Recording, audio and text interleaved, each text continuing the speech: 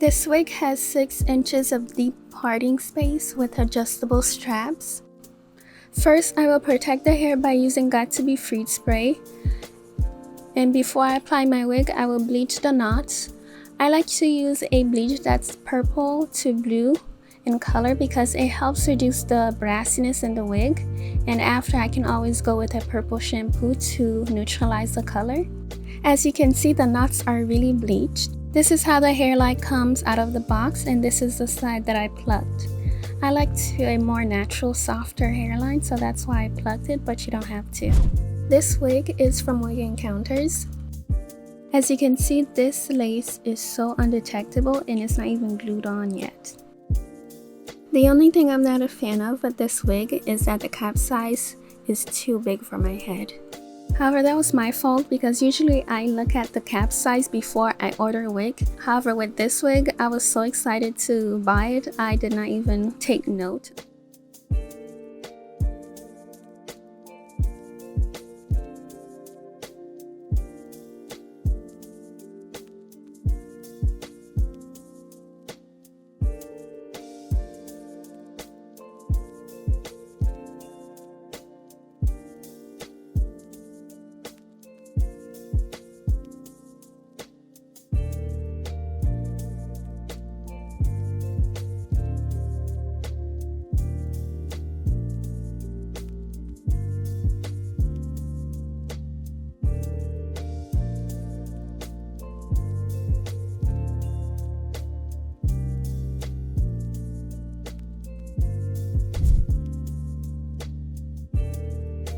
I'm using a heat protectant on the hair before I start to straighten it.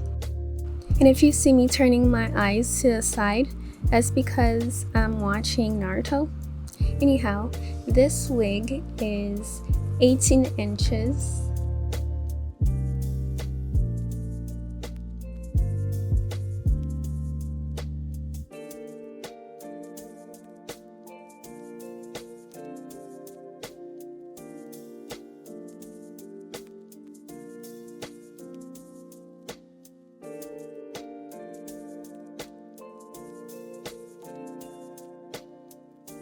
Oh my god, do you see how natural this looks? Except for that bit, it was not sticking down. That piece was a rebel.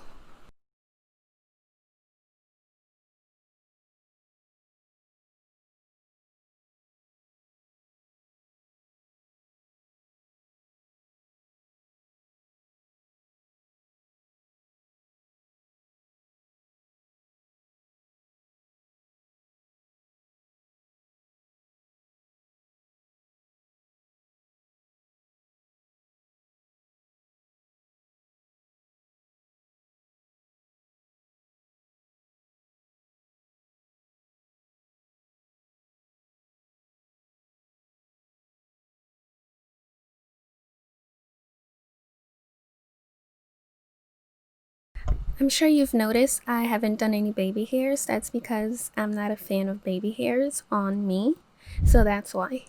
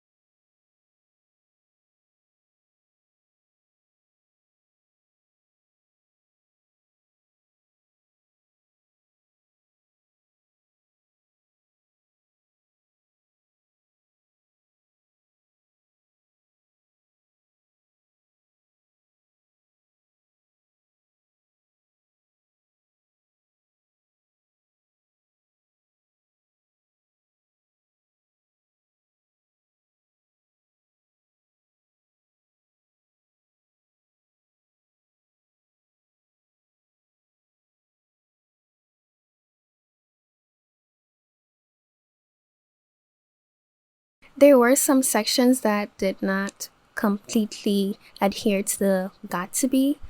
However, that's reality. That happens. I know I could have edited that out and make it look like I installed it without a glitch, but that's not the case. It's been a while since I've glued my wigs, and I'll keep practicing. Thank you for watching. Like, comment, and subscribe, and I'll see you next week. Bye!